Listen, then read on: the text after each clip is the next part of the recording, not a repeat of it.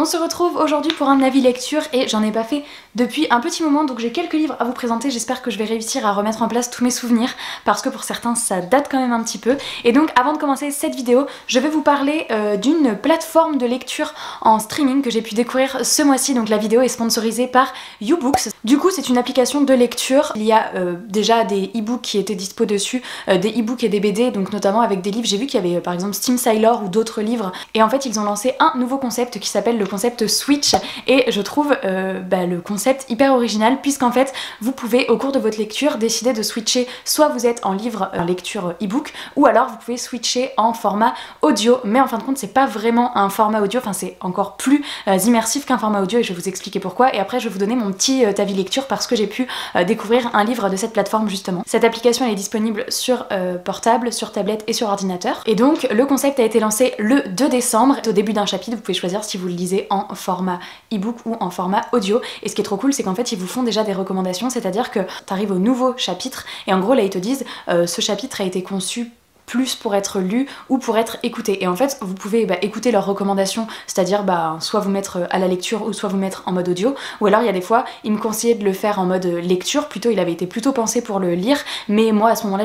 j'étais pas posée pour lire et je préférais écouter, donc j'ai quand même décidé de passer, de switcher et de passer en format audio. Eux ils vous conseillent quelque chose mais en fonction du moment si vous préférez ou non vous pouvez quand même soit tout faire en mode lecture soit tout faire en mode audio et ça c'est trop cool, donc c'est quand même pensé pour l'un ou l'autre mais après vous êtes maître et vous faites ce que vous voulez. Donc en fait Switch a collaboré avec Fixia qui est une plateforme d'écriture et en fait ils ont contacté des auteurs, des comédiens, plusieurs personnes comme ça et ils ont imaginé justement toutes ces histoires un petit peu inédites qui sont pensées vraiment pour ce format Switch et d'ailleurs c'est vrai que ça s'entend. Alors j'ai pas une grande expérience en livre audio mais là ce que j'ai pu remarquer c'est vraiment que ça faisait comme un épisode de série, c'est-à-dire que déjà il y a plein de musique tout au long, comme si vous regardiez un épisode de série, vous savez des fois c'est musique un peu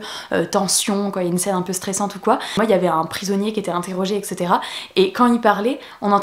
on l'imaginait très bien bouger parce que par exemple on entendait sa chaise grincer, en fait on imagine très bien les images et il y a vraiment plus de son et d'immersion qu'un livre audio et c'est ça que j'ai trouvé trop bien. Vraiment moi je fermais les yeux et tu visualises tout parce que par exemple il y a un moment donné tu entends que le gars se déplace et moi j'écoutais avec mon casque, d'un coup il parlait à l'oreille gauche mais comme après il se décalait, le son venait plutôt de la droite et ça faisait vraiment comme si t'étais au cœur de l'épisode et que du coup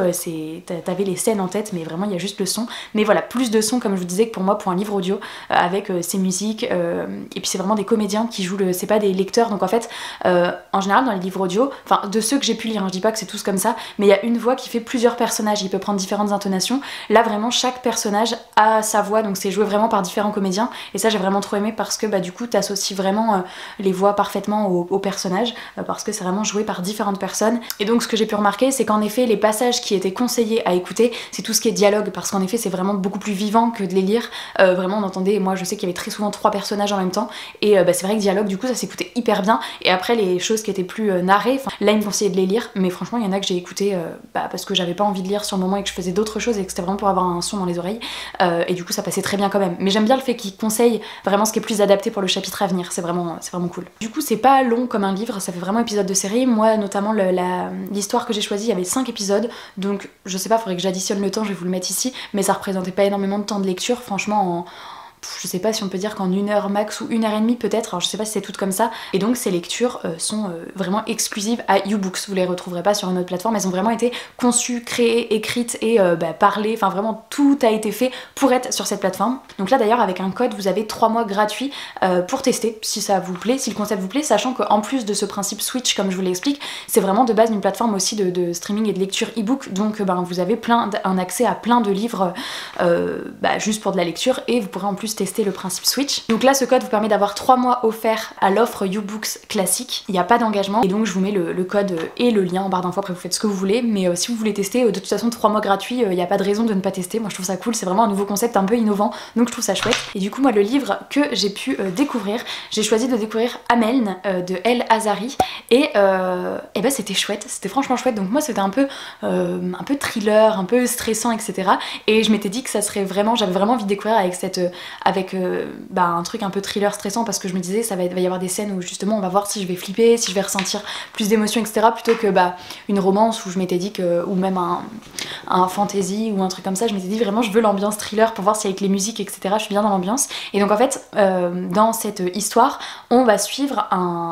ça commence, il y a un interrogatoire, parce qu'en fait il y a un jeu vidéo, en plus j'adore l'univers des jeux vidéo, il y a un jeu vidéo il se trouve qu'il y a plein d'enfants qui jouent à ce jeu vidéo et les enfants disparaissent les uns après les autres, et donc ça ouvre une enquête parce que pourquoi les enfants disparaissent en jouant à ce jeu vidéo. Il y a 2 personnes de la police en train de questionner le principal suspect puisque c'est le créateur du jeu, et bien voilà, on va suivre toute l'enquête jusqu'à la résolution finale. Alors au début il faut un certain temps d'adaptation parce que en plus des fois moi je suis pas habituée au livre audio, donc les voix, il y a un certain rythme, etc. Voilà, il y a un temps d'adaptation pour s'habituer à chaque voix, etc. Mais j'avoue que je me suis bien laissée prendre au jeu. Déjà ce que j'ai kiffé c'est que les épisodes sont assez courts, c'est-à-dire que je savais que je pouvais me poser en écoutant une dizaine de minutes. En une dizaine de minutes on avait fini le chapitre et après je voyais si j'avais envie de me poser pour un autre chapitre ou pour continuer soit en mode lecture, soit passer à autre chose. Mais du coup j'aime bien parce que c'est vraiment des épisodes courts et c'est un peu comme dans les livres papier, j'adore quand les chapitres sont courts, donc ça a bien marché avec moi. Et comme je vous disais, les bruits m'ont vraiment mis dans l'ambiance. Le prisonnier qui parle, on entend sa chaise qui grince un peu, les soupirs, on sait que le gars de la police est en train de boire un café, on entend qu'il repose sa tasse sur la table. Vous voyez, c'est plein de petits détails qui en fait on n'y fait pas attention quand on regarde un épisode de série ou quoi, mais vraiment dans ce genre de livre audio j'ai bien aimé, ça a donné une ambiance vraiment comme si j'étais assis dans la salle avec eux. En plus je fermais les yeux et tout, je me disais c'est pas mal quoi. Vraiment il y a tous ces petits détails qui étaient à prendre en compte. Les musiques je les ai trouvées cool, d'ailleurs elles ont aussi été créées pour ce format là, donc ouais, une bonne ambiance, une bonne immersion. Après je peux pas vous en dire trop sur l'histoire parce que comme je vous dis c'est assez court, mais j'ai bien aimé les questionnements des personnages jusqu'à la résolution finale. J'étais un peu en mode mais comment ça se fait, qu'est-ce qui s'est passé. C'était un bon petit thriller que j'ai bien aimé découvrir, mais c'est vraiment avec ce format, peut-être qu'en format papier tout en lisant on n'a vraiment pas la même sensation. Ça a vraiment été conçu pour être écouté et ça nous plonge vraiment dans une petite histoire vraiment cool à découvrir et courte, et donc vraiment épisode un peu, vraiment style série épisode à binge-watcher comme ça. J'ai tout écouté, pas d'une traite mais sur 2-3 jours parce que j'avais pas trop de temps, etc., mais je me mettais 2-3 épisodes à la suite et c'était vraiment cool. Donc voilà, après il y a plusieurs autres histoires qui ont été écrites, donc si celle-ci ne vous inspire pas, eh bien vous pouvez vous lancer dans une autre. Comme je vous dis, il y a d'autres thématiques, donc là c'est le début, ça a commencé le 2 décembre et du coup c'est pour ça que vous pouvez, si vous avez envie de soutenir le concept, je vous mets tout dans la barre d'infos. Et puis voilà, n'hésitez pas à me dire si vous découvrez une histoire, à me mettre ça dans les commentaires parce que je trouve vraiment le concept assez innovant de pouvoir switcher comme ça en fonction de nos envies du moment, et puis voilà, avoir des histoires vraiment qui ont été conçues vraiment pour ce concept. Donc je trouve ça assez original et assez cool. Et donc maintenant on va passer à mes différents avis lecture. Donc le premier, ils sont pas du tout dans l'ordre, mais bref, le premier de la pile c'est Babel Corp de Scott Reingen, publié chez Milan. Vous savez que j'avais eu un gros coup de cœur pour le tome 1 et donc j'ai enfin découvert le tome 2 que j'avais eu à mon anniversaire. J'ai quand même mis moins d'1 an à le sortir puisque je l'ai eu en mars, donc je suis contente. Et le tome 3 sort peut-être premier trimestre de l'année prochaine si je dis pas de bêtises. En tous les cas dans cet univers, c'est un univers de science-fiction. Je sais qu'il y en a plein qui sont rebutés par la couverture, je le sais, mais je vous jure que vraiment, moi en plus avant je détestais les couves et maintenant je les adore. Elles ont un truc vraiment original et du coup c'est parce que je pense que j'adore tellement l'histoire que... Bref. Donc dans cette histoire, dans le tome 1, on va suivre un jeune homme qui embarque sur un vaisseau et en fait ce qui se passe c'est que ce vaisseau part en direction d'une certaine planète où il y a une ressource à récupérer qui s'appelle la noxolite, et tous ces jeunes partent en direction de cette planète et ils vont être soumis à plein d'épreuves pendant leur voyage parce qu'on leur dit que seuls les meilleurs d'entre eux pourront débarquer sur cette planète parce qu'il y a quand même un peu des dangers, etc. Donc ils vont être formés, ils vont avoir plein d'épreuves, plein de tests où leurs scores vont monter dans les tableaux et seuls les meilleurs pourront embarquer sur cette planète pour extraire la ressource. Et en effet ceux qui auront été choisis auront une énorme somme d'argent pour leur famille, pour leurs proches, etc. Donc c'est la motivation de beaucoup d'entre eux. Et vraiment déjà vous savez que j'adore tout ce qui est épreuve jeu, donc c'est vraiment ce qui m'avait captivé dans le tome 1, en plus de la diversité énorme de tous les personnages. Vraiment j'avais adoré. L'auteur n'a pas peur de nous faire des morts, ce qui vraiment... c'est cool et pas cool parce que vraiment je trouve que le côté cool c'est qu'à tout moment, franchement, il y a des livres où on lit et on sait qu'il va rien arriver à notre personnage principal parce que on le sait, le trio ou le quatuor qu'on voit tout le temps, on se dit il va rien leur faire, c'est ceux qui vont aller au bout de la trilogie. Et lui il a pas peur de... parce qu'en fait tous les personnages, il y en a beaucoup, mais ils sont tous principaux à leur manière et du coup on s'attache tous à eux de manière différente et vraiment il a pas peur de nous en buter un par-ci par-là. Et du coup il y a le côté un peu tension où à chaque fois on n'est jamais vraiment en sécurité pour nos persos, et à la fois le côté méga triste parce que quand ça arrive à un personnage que vous aimez bien, vous êtes pas très content. Donc le tome 1 ça a été un gros coup de cœur, ce tome 2 ça a été pareil, je l'ai adoré. On retrouve pas du coup la dimension, hop, focus, On n'a plus cette dimension des jeux et des épreuves puisque bah, ça se clôture dans le tome 1. Là on est plus sur la planète comme vous pouvez le voir et bah, on en apprend beaucoup plus sur cette société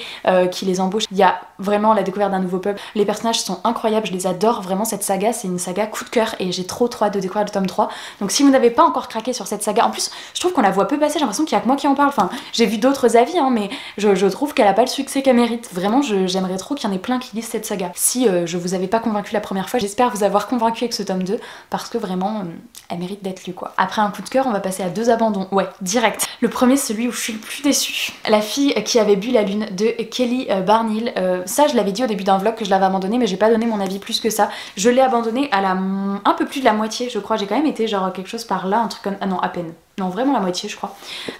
Et du coup ça me tentait énormément puisqu'on allait être dans un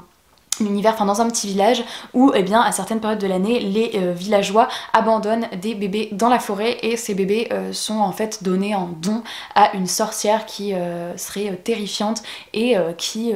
c'est pour empêcher que le malheur s'abatte sur le village, donc un peu comme des superstitions qu'ils ont depuis des années et donc des bébés sont abandonnés dans la forêt et cette sorcière finalement ne comprend pas pourquoi chaque année des bébés sont abandonnés, donc elle se met pour but de les sauver, donc elle vient à chaque fois les chercher et elle les amène dans un village où ils sont en sécurité, etc. Et là, elle va tomber sur cette petite fille dans la forêt, elle va tout de suite se rendre compte qu'elle a des pouvoirs particuliers. Donc moi, on me parle de magie, de forêt, de sorcières, de village avec des superstitions et tout, j'en attendais, mais un truc de... Enfin, en fait, j'étais sûre d'adorer, pas trop, enfin, genre vraiment, je n'ai pas compris ce... Enfin, je n'ai pas compris. En fait, c'est d'une lenteur, mais d'une lenteur, c'est-à-dire qu'il y a des livres qui sont lents et j'adore parce que il y a cette plume qui m'envoûte, là la plume je lui ai rien trouvé et puis je me suis ennuyée, soyons honnêtes, je me suis vraiment ennuyée. J'avais aucun attrait pour les personnages, franchement ce qu'on me racontait je m'en fichais, la plume m'a pas plu particulièrement, il ne se passait rien, on était à la moitié, il ne se passait rien, on voyait juste cette fille grandir et à part ça pas spécialement de magie, pas spécialement d'explication sur le monde, l'univers, pas de suspense sur un certain truc, pas de... rien. Et alors en plus ce qui m'a perturbée c'est que du coup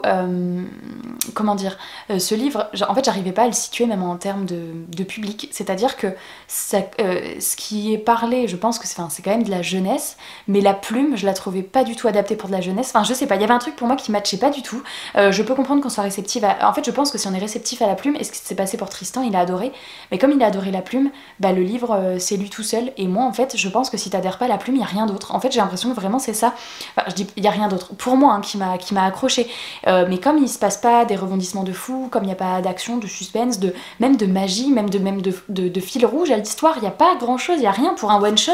à la moitié s'ennuyer, j'ai pas compris, donc malheureusement c'était pas un livre qui était fait pour moi, pourtant il y avait dragon, enfin bref, il y avait tout qui m'attirait dans ce livre et en plus ça fait des années que je veux le lire, mais ouais, il était pas pour moi malheureusement, donc je l'ai abandonné et en plus quand j'en ai parlé à certains d'entre vous, il y en a qui m'ont dit avoir poussé jusqu'au bout tant bien que mal parce que c'était pas la folie non plus et que jusqu'au bout c'est un peu comme ça, un truc un peu linéaire qui est plus fait pour être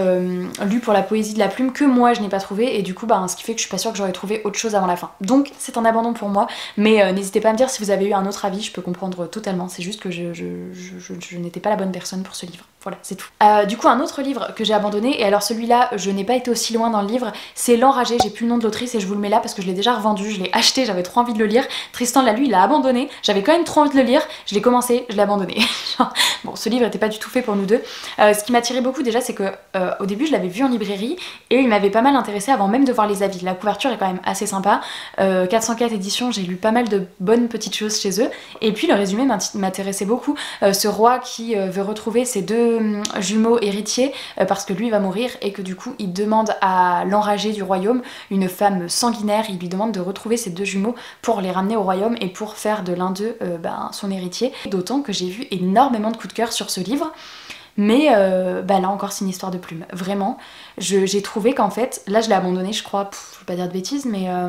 je pense que je l'ai abandonné 60-70 pages, c'est sûr que je suis pas arrivée aux 100 pages parce que là j'ai senti direct que la plume ça allait pas le faire. En vrai ce qui se passait m'intéressait beaucoup, j'aurais aimé aller plus loin parce que là pour le coup l'histoire me captivait contrairement à la fille qui avait bu la lune, mais là la plume m'a dérangée, c'était trop brouillon pour moi, c'était confus, j'avais l'impression qu'il y avait plein d'idées qui voulaient être mises en même temps. Il y avait plein de phrases que je devais relire 2-3 fois. Vous savez ce truc où vous sentez que c'est pas fluide, vous arrivez pas à comprendre trop pourquoi, mais vous relisez 2-3 fois la phrase, des fois vous vous dites bon je relis pas, vous allez plus loin, puis en fait vous arrivez en bas de la page et vous vous dites mais qu'est-ce que je viens de lire, genre j'étais pas dedans et la plume m'a pas...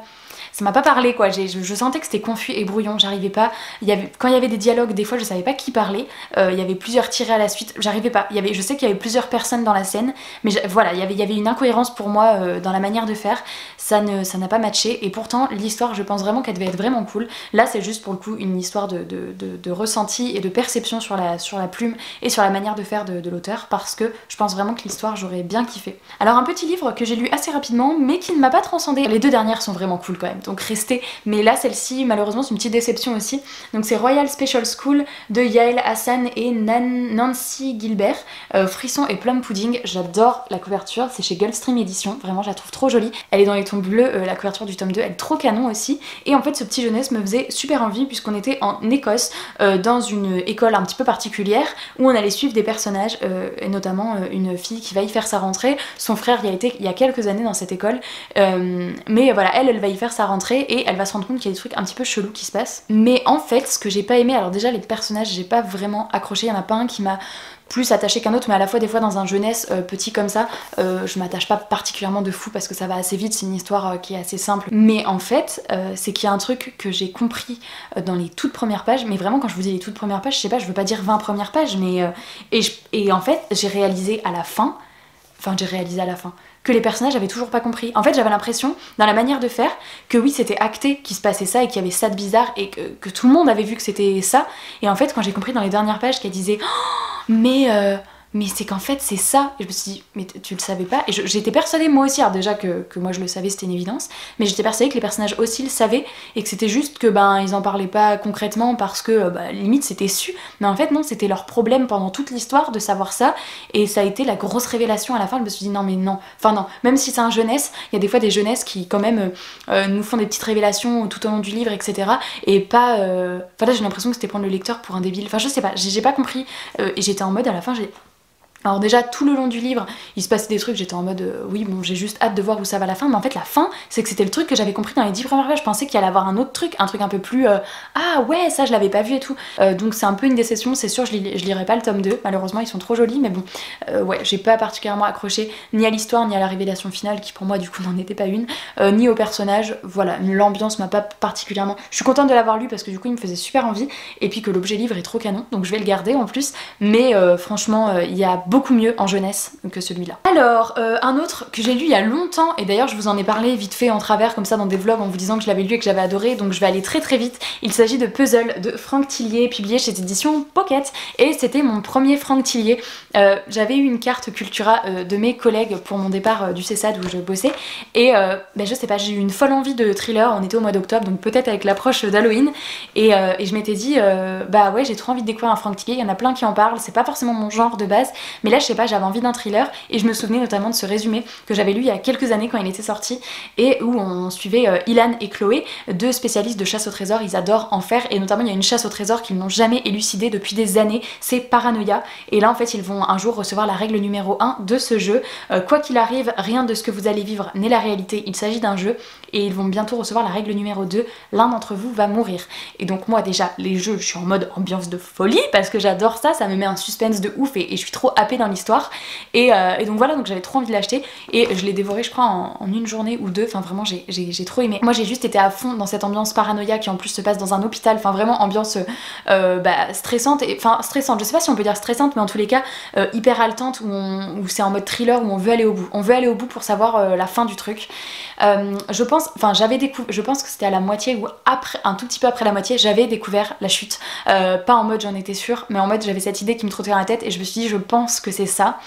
c'était ça, donc voilà, mais en vrai ça m'a pas du tout gâché la lecture, j'ai trop kiffé les personnages, le rythme était génial, c'est hyper page turner en fait, on tourne les chapitres, on lit et on ne s'arrête pas, et même si on a une idée de la fin, et ben on dévore quand même le livre. Donc je vous le conseille à fond. Franchement c'était trop cool. Si vous connaissez pas Franck Tillier et que vous êtes comme moi, que vous aimez bien tout ce qui est un peu jeu et ambiance un peu stressante, je pense que vous allez grave vous prêter au jeu. Et du coup n'hésitez pas à me conseiller un autre Franck Tillier en barre d'infos si vous en lisez plus, lequel pourrait être mon suivant. Parce que j'en ai ajouté plein à ma wishlist mais je sais pas trop lequel acheter. Et enfin le dernier, et ça je suis trop contente de l'avoir lu mais l'attente va être longue jusqu'au tome 4. Nevermore. Donc là c'est la traque de Morrigan Crow. Le tome 3 donc c'est Holopox et c'est de Jessica Townsend aux éditions Pocket Jeunesse. C'est le tome 3, j'avais eu un coup de cœur. Alors le 1 j'avais pas eu un coup de cœur, ça avait été une excellente lecture. Le tome 2 ça a été un coup de cœur, le tome 3 ça a été un coup de cœur et je pense que toute cette saga va être un coup de cœur parce que j'adore. C'est vraiment une saga jeunesse incroyable. Vraiment genre pour moi c'est l'une des meilleures sagas jeunesse, c'est une des sagas jeunesse que je préfère. Elle est vraiment, elle a tout en fait, elle rassemble tout. Un univers un peu loufoque, des personnages hauts en couleur et tellement bien travaillé et tellement diversifié aussi, de la magie comme on l'aime, un monde vraiment fouillé et hyper original. Ouais franchement c'est trop cool et en plus je crois qu'elle va nous faire 6, 7, 8, 9 tomes, je sais pas combien il va y avoir. Du coup donc pour ceux qui ne connaissent pas, on va suivre Morrigan qui est maudite. Elle est maudite depuis sa naissance et elle sait que le jour de ses 11 ans ou 12 ans, je ne sais plus dans le tome 1 ce que c'est, elle va mourir, ça a toujours été comme ça et en attendant les 11-12 premières années de sa vie, c'est pas la joie parce que tout ce qui arrive de mal dans le monde c'est sa faute. Voilà, s'il y a une tempête qui dévaste des villages c'est sa faute, si la voisine se casse le coccyx c'est sa faute, s'il y a des mauvaises nouvelles aux infos c'est sa faute, elle est maudite, toutes les mauvaises choses sont de sa faute et elle sait qu'elle va mourir et puis ses parents ont un peu hâte qu'elle meure quand même parce que au moins quand elle sera plus là on n'entendra plus parler de Morrigan qui fout tout en l'air. Donc eh bien sa vie est un peu pourrie et le jour de sa mort elle va plutôt se faire capturer par Jupiter qui est un homme qui vient de Nevermore, donc d'un autre univers et qui va l'embarquer parce que elle a sa place dans un autre monde, elle n'a jamais eu sa place dans ce monde là mais ailleurs elle a sa place et là on découvre le monde de Nevermore qui est trop bien. Mais moi je suis fan, vraiment j'adore et ce tome 3 je l'ai trop kiffé et en plus ce que j'ai adoré, d'ailleurs on peut le voir un petit peu au... Maintenant ça s'appelle la traque de Morrigan et on voit qu'il y a plein d'animaux sauvages mais en fait à Nevermore il y a des, je crois que ça s'appelle les unimaux et non pas les animaux, mais les unimaux sont des, un peu comme dans Zootopie en fait, se comportent comme des humains, c'est juste que ce sont des animaux physiquement. Donc un Morrigan peut avoir je sais pas un ours en professeur d'anglais ou des trucs comme ça, sauf qu'il va y avoir un truc un peu étrange, c'est à dire que les animaux, les unimaux vont devenir petit à petit sauvages. Donc vraiment j'ai eu cette ambiance à la Zootopie où on comprend pas pourquoi ils redeviennent prédateurs et ils redeviennent à tuer des gens et à chasser. Et j'ai vraiment adoré cette ambiance à la Zootopie qui est l'un de mes Disney préférés. Alors oui on retrouve, il y a clairement pour moi une grosse inspiration de Zootopie, après ça reste dans l'univers de Nevermore donc il y a plein de choses différentes à côté, mais c'est pour ça que je pense que je l'ai autant adoré parce que j'adore Zootopie et que j'étais trop en mode mais qu'est-ce qui se passe, pourquoi ils redeviennent sauvages et tout, j'avais trop en tête ce qui se passait dans Zootopie et c'est vraiment le même truc, genre d'un coup ils sont bien et d'un coup ils deviennent sauvages et ils attaquent et ils chassent tout le monde. Vraiment j'ai l'impression que cette saga va être crescendo quoi, c'était trop génial et j'ai trop hâte de continuer à suivre Morrigan dans ses aventures. Je les aime tous en fait, j'aime trop Morrigan, j'aime trop les relations qui se sont développées avec ses camarades de classe, j'aime trop ce que devient Morrigan, j'aime trop Jupiter, j'aime trop toute l'ambiance, tout l'univers magique, enfin bref, je pense que vous avez compris que c'est une saga coup de cœur pour moi et que je vous encourage à fond à la découvrir. Voilà, j'ai retracé toutes mes dernières lectures. Écoutez, j'espère que cette update lecture vous aura plu et que la petite présentation aussi de YouBooks vous aura donné envie. N'hésitez pas, je vous mets bien le lien en barre d'infos et le code surtout à utiliser pour bénéficier de vos 3 mois gratuits. N'hésitez pas à échanger avec moi dans les commentaires et puis à me dire si certains de ces livres vous les avez déjà lus, si vous font envie, si vous les ajoutez à votre wishlist pour Noël aussi. Ça peut être le moment de demander Nevermore ou Babelcorp, hein, je vous le dis, je dis ça comme ça. J'espère que cette vidéo vous aura plu, merci à ceux qui l'ont regardé jusqu'au bout. Ah, le lot du jour. Alors pour le 12, j'ai prévu quoi pour le 12? Moi-même je sais pas, là c'est... Enfin j'ai tout prévu à l'avance, mais alors je vais aller sur mes Google Forms, je vais voir ce que je vous ai prévu pour aujourd'hui. 1+1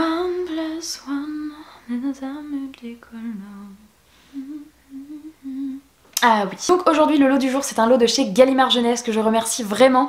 qui vous propose de remporter Paradict. Donc Paradict qui est un livre que moi je n'ai pas et que je n'ai pas lu, mais j'en entends vachement de bons avis et du coup il me fait super envie. En fait ce que je trouve hyper intriguant dans ce livre, c'est qu'on est dans un roman qui est un petit peu policier mais en mode science-fiction. Donc on est en 2071, le monde est un peu parti en cacahuète avec le réchauffement, a priori c'est assez insécure et tout comme monde. Et il y a le monde de Paradict qui est un monde virtuel dans ce monde là, donc rien que cette thématique m'inspire vachement et donc il va y avoir une enquête sur un meurtre. Donc c'est pour ça que je vous dis que c'est un peu policier, mais un peu science-fiction avec ce monde parallèle et tout, enfin avec ce monde virtuel, pardon. Donc voilà, ce livre, écoutez, peut-être que le gagnant pourra me dire ce qu'il en aura pensé s'il le lit. Et voilà, comme certains livres, il y en a que j'ai pas lu, donc après, je serai toujours preneuse d'avoir votre avis. J'espère que ce petit lot vous plaît. Donc rendez-vous également dans la barre d'infos, là aussi, où je vous mets le formulaire pour participer au concours. Et comme d'habitude, je contacterai le gagnant demain. Et puis rendez-vous encore pour les autres lots. De toute façon, il y en a jusqu'à Noël, vous commencez à avoir compris. Voilà, merci d'avoir regardé cette petite vidéo jusqu'au bout. Je vous fais plein de gros bisous et je vous dis à la semaine prochaine dans une nouvelle vidéo. Ciao!